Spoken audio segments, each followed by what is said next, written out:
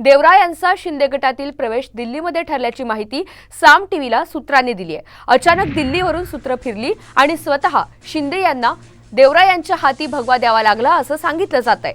विशेष म्हणजे दक्षिण मुंबईतून शिंदे गटातून यशवंत जाधव किंवा आमदार यामिनी जाधव यांना उमेदवारी दिली जाण्याची शक्यता होती, पण दिल्लीतून त्यांना आदेश येताच शिंदेंना देवरा यांना पक्षात घ्यावं लागल्याची राजकीय चर्चा सध्या सुरू आहे।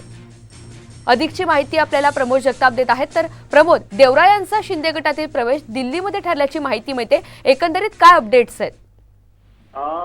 आपल्याला जी माहिती मिळते सूत्रांकडनं ऋतुजा, त्या माहितीनुसार मिलिंद देवरांचा पक्षप्रवेश हा भाजपमध्येच होणार होता यापूर्वी असे बोललं जात होतं, पण मिलिंद देवरांचा अचानकपणे शिवसेनेच्या शिंदे गटामध्ये प्रवेश झाला।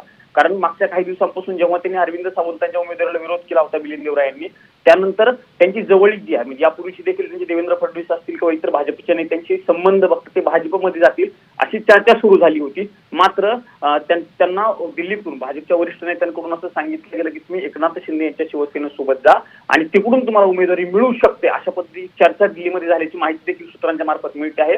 आणि त्याच अनुषंगानं मिलिंद देवरा यांनी शिंदेच्या शिवसेनेमध्ये प्रवेश केला होता। आपल्याला माहिती दक्षिण मुंबईची जागा आहे ती पूर्व परंपरागत जागा आहे, त्या ठिकाणी एकनाथ शिंदे यांच्या गटाकडून 2 उमेदवार दिला जाऊ शकतो याची चाचपणी देखील काही दिवसांपासून केली गेली होती।